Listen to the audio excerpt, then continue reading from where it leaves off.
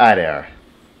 About like a few days ago, my wife made a little coming out post about her asexuality, and not too long ago, I made a little post admitting to everybody that I was a crossdresser.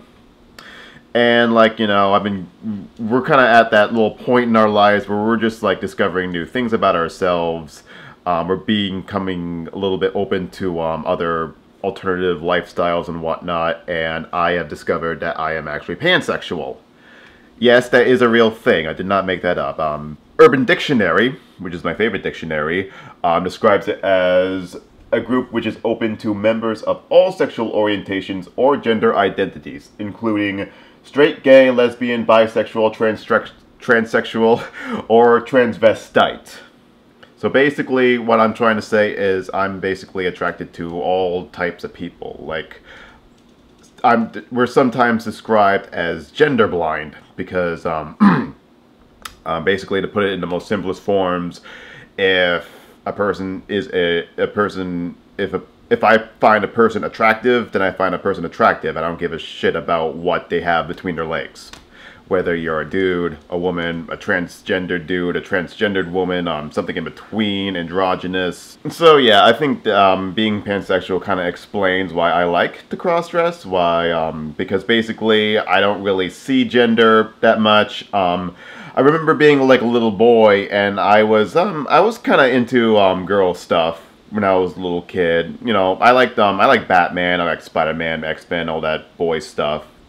Because let's face it, boy stuff is cool. But I also liked girl stuff too. I remember when I was little. I think I was about 9 or 10, 8, somewhere around that way.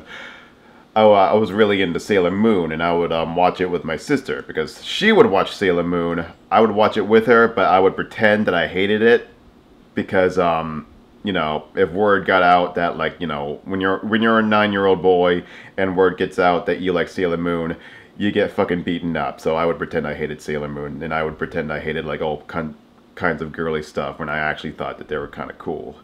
Because I was already getting beaten up at school already. I didn't want to get beaten up even more for liking girl stuff. But you know, now that I'm old, now that I'm a lot older now, I can actually, like, kind of express better things for myself. I can kind of open up a little bit more, and I'm married. That helps too.